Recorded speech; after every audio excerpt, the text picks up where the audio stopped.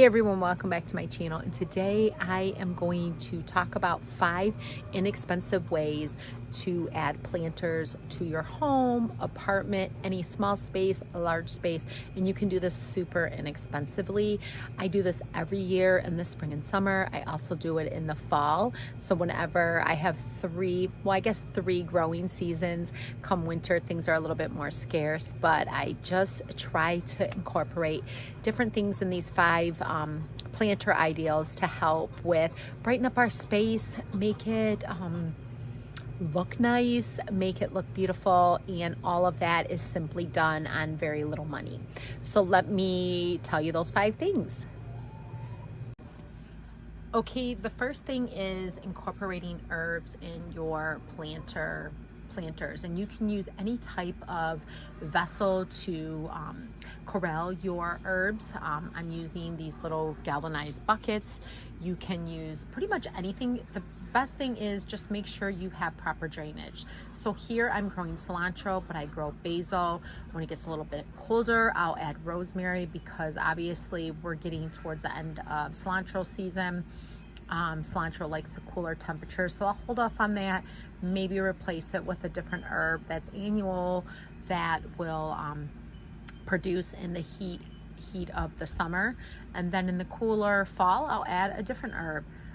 So that's just a great way to add vibrancy to your deck, patio, balcony, anywhere you live. First thing is I like to create planter arrangements, and you can pretty much use anything for planters.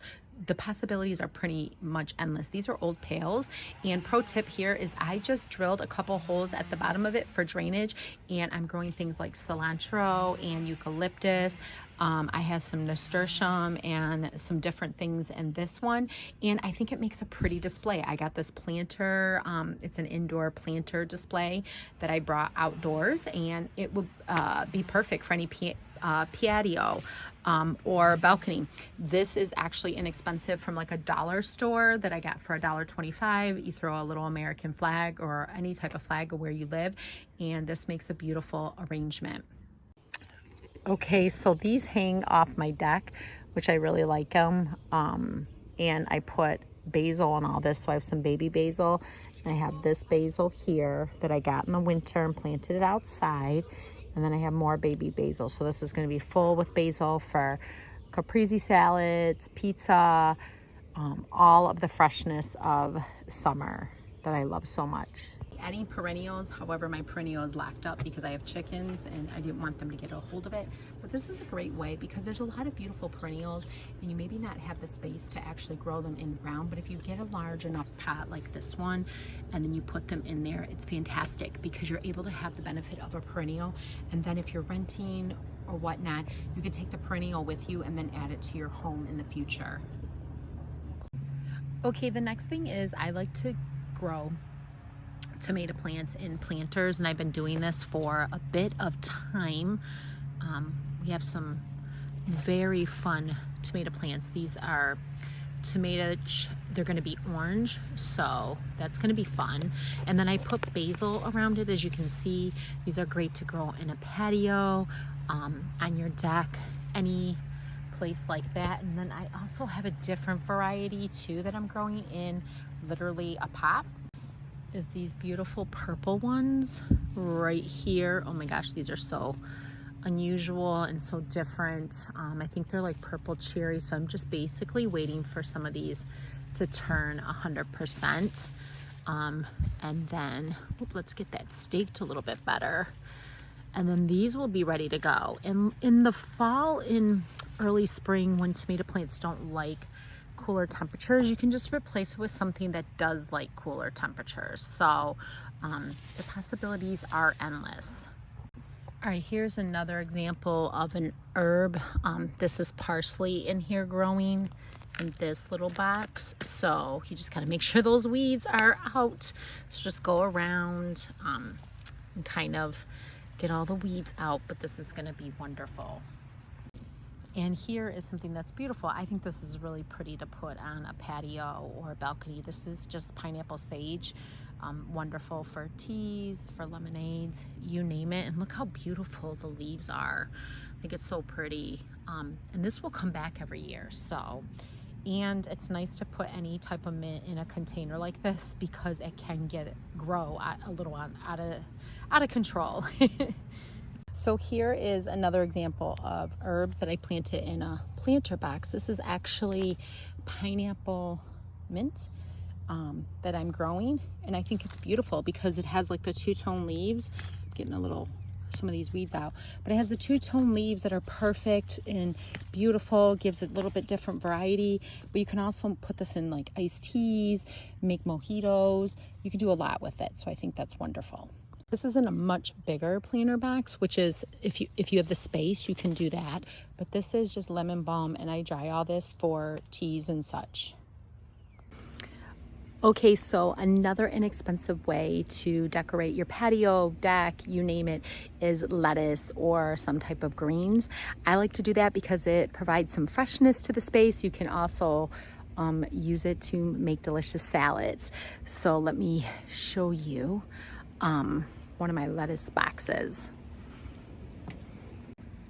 Okay, so as you can see, this is right on my deck. I put a little flag in there and I just snip away at this all spring, summer, and fall, and it's perfect. And it's a nice variety. There's like mixed greens if you want a little bit more color other than green. Sitting on my front and back deck, but I remember back in the day growing lettuce in small containers. It contains it.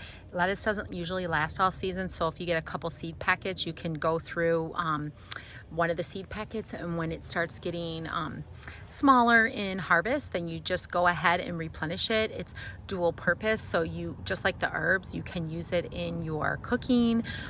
You can use it to make a beautiful salad every night when you get home from work.